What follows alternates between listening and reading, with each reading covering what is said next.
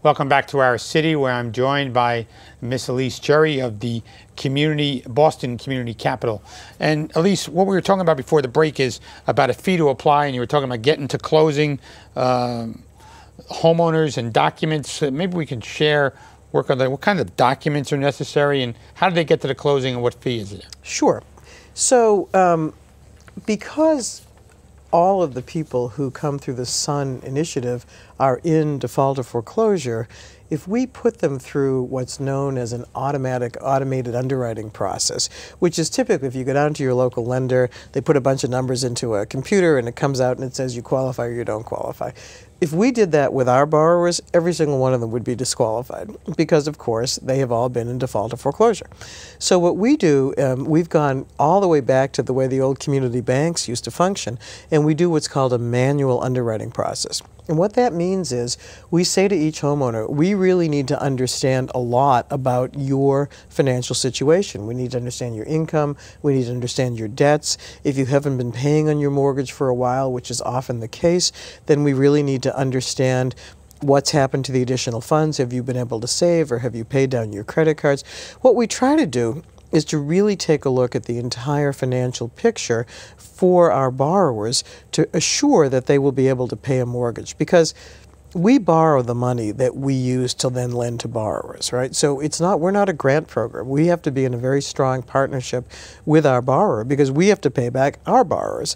And it doesn't do anybody any good to kind of lurch from foreclosure to foreclosure. So if we have a borrower who's been in foreclosure with, say, a large national bank, and they come to us and they're again in foreclosure, we're all in trouble. So we try very hard to assure that that people can actually pay the mortgage that they're going to get from us. So it really does require a pretty thorough analysis of a borrower's information. Since you raised this, what is your success rate? How many people? You must have a percentage on who makes it through and who defaults. Well, I'm really glad you asked that question because, in fact, it's not on my notes, but it's begging my curiosity. It's a really good question. And in fact, we have a default rate that looks like the national average for everybody who's not in default or foreclosure.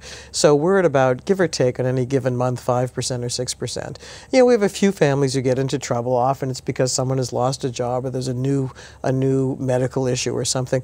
But for the most part, and the thing that I think really gives us great confidence in this program is that once you get people squared up with a mortgage that's consistent with their ability to pay, they go right back to paying.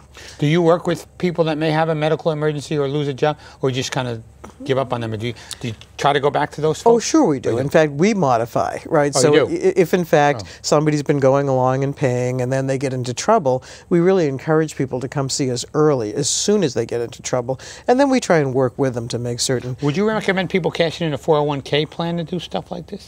Well, let me just say I'm very leery of providing, specific financial advice without knowing the overall circumstance. But here's what I would say about that. If someone is in a short-term problem, right, they can see their way back to paying their mortgage, but they know they're going to have trouble for a month or two, and they have savings that will cover that, then it probably makes sense, whether it's a 401k or other kinds of savings. But if you're looking at a situation where the mortgage is just bigger than your ability to pay it over time, then it's really hard to see why you would do something like cash in a 401k when once you've run through that, you're going to be back on the same problem all over again. So that's really a circumstance where people have to look at their own individual financial situations. It's not a place where you can kind of give blanket advice, but those are the kinds of things that we sound advice, I would think. So the workshop coming up in City Council, Financial Planning Days in November. Tell us about your role, and we're lucky to have you. Well, thanks.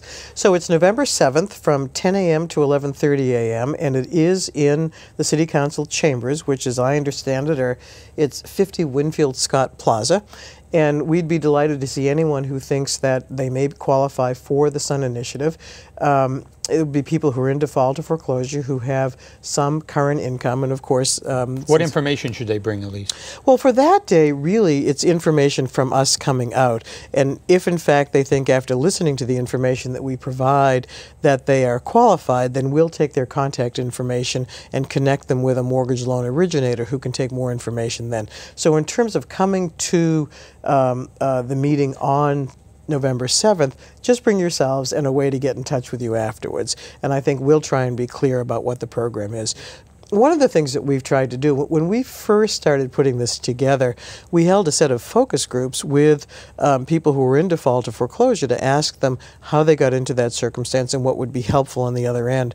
And so we've tried to bake a number of those features in, things that people told us were important, into the Sun Initiative. So for example, this is a program in which you pay every 2 weeks as opposed to once a month, because generally that's how people get paychecks, is every 2 weeks. We also build reserves in so that if in fact the roof has trouble, or you need to fix the porch, or the plumbing goes bad, or the heating system goes out, there's actually money in the pot to be able to do that, because people told us that they had a hard time sometimes maintaining the value of their home because there wasn't enough extra money. And there are a whole lot of other features as well, and we'll go into those in greater detail on November 7th at that meeting. So, Elise, sometimes people have multiple loans, and how does that affect what if they don't tell you? I guess you find out. Oh, right? we find out. Sure. It's really a good idea to tell us, because it never is a good way to start a relationship, discovering things that somebody hasn't told you. But we really work with the first mortgagee and the second mortgagee and whoever else has a loan on the home in order to assure that we can get a good loan out. Because again, we're a nonprofit, but in a sense, we're functioning like a bank here. We're lending money, and we've borrowed the money that we're lending. So everybody has an interest in making certain those loans are paid. And the other thing I'll say, I know people often have heard a lot about loans being sold and so forth. We hold our loans. So you don't sell them? No, we don't sell them. And the homeowner can buy them back from you? Oh, absolutely, sure. But the challenge is, if somebody isn't paying, we haven't passed that loss off to somebody else. That's our loss. And so we really have to be quite aggressive. And so we've had to foreclose on probably a half dozen folks in the 5 years that we've been doing this, because people weren't paying and wouldn't work with us and so forth. So, and if you foreclose, do you then look for somebody else in a foreclosure situation to take over that home? No, not necessarily. Not necessarily. You'll sell the home, or yeah, absolutely, and get whatever the market will bear. That's right. I mean, we try really, really hard to give folks a second chance, and that's what this program is a second chance. But at that point, you know, we're then really like everybody else. We've got to be able to get our value back out. Otherwise, we can't pay our borrowers back. So, is there anything? Lenders back, sorry. Is there anything to prevent a homeowner from reselling their home after they get involved in the Sun program? No. In fact, I should say a couple things here. One of the things that we do in order to help keep speculators out of the mix is we have something called a shared appreciation second mortgage. And the way this works is, say for example, I'm just going to use these numbers because they're a little easier, I think, for folks to understand. Say you had a $400,000 mortgage, and now you're paying $250,000. So you're paying on 60% of your mortgage. At whatever point you choose to sell or refinance the home, what you're entitled to is 60% of the appreciation. The rest of it comes into Boston Community Capital and eventually goes back out to the neighborhoods we serve, because as I say, we're a nonprofit. We don't have any shareholders, so it's not coming out of the neighborhoods. It'll go back in. But from our perspective, the faster a homeowner can clean up their credit and go out and maybe get a cheaper loan in the commercial market, the better off they are. That's a home run for us. So if you can come in, get a new mortgage, clean up your credit, and then say in 2 years, you say, you know, I've got a good credit score again, I can go back out and refinance this, we say great. And at that point, maybe there's a little bit of appreciation. We share it with you. But then after that, you're on your own again. You're out, you've got a commercial mortgage, a regular mortgage. How often does that happen, Elise? Oh, we've had a bunch of folks be able to do that. Yeah, it's really terrific. I mean, some folks have said, geez, you know, if you would just give us the right to that shared appreciation, we'll lend you a lot of money. And I've said no to that consistently. We want folks to go out. We're not looking to make a killing on people's shared appreciation. We want folks to have an incentive to go out, to clean up their credit, to go back out into the standard residential market, get a 4% mortgage if you can. That's terrific from our perspective. And go ahead and do it. Same thing with the sale. If you could they get a 4% mortgage if the shared appreciation was all theirs? Or probably not? In other words, if you didn't take the... That doesn't generally make the difference. Doesn't make a difference. Particularly in a short period of time, it's a very small number. Right, exactly. It's not large, no, right? the critical issue is really cleaning up your credit. And so once you can get back and get good solid credit, you can go and find somebody whose cost of borrowing is less than ours, and so they can afford to lend you money at less than we can. So how are you able to afford this program? You must have good people to borrow money from. We do. So what we did when we set out was we had, as I say, we're about $1 billion organization now, so we put in about $10 million of our own money. We actually have a lot more than that in terms of the startup costs and so forth. Eventually, I expect we'll get it back, but for now, we're invested in this initiative. And then we went out to a lot of foundations and a lot of high net worth individuals, and we borrowed the money from them. And we borrowed the money for a little more than 4%. And we said to them, we think if we lend money to folks who've been in default or foreclosure, but we lend it to people who have the ability to pay back, that you'll get repaid. And they trusted us enough. They trusted our 30-year history, and they lent us the money. And then once we had run through that first $50 million, we went out and found one of our local banks, East Boston Savings Bank. It's about a $3 billion bank.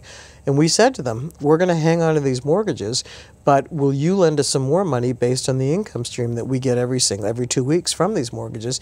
And they lent us another $50 million. So how long do you want to keep the program going? Well, I would like, frankly, if we could close it tomorrow, because foreclosures were a thing in the past, that would be great. But as it is, we're still struggling with the foreclosure issue, and I know New Jersey is really struggling with it. So as long as there's a need that's significant, we'll continue to keep it going. Elise, I want to thank you for taking the time to join us on the show. Absolutely. Look forward to seeing you in November at Financial Planning Day, and appreciate you coming down to Boston and talking to New Jersey and Elizabeth residents. Well, not at all. Thank you very much for having us. We really appreciate your interest in the Sun Initiative. For Miss Elise Cherry, I'm Chris Bolwage, and we'll see you next week on another edition of Our City.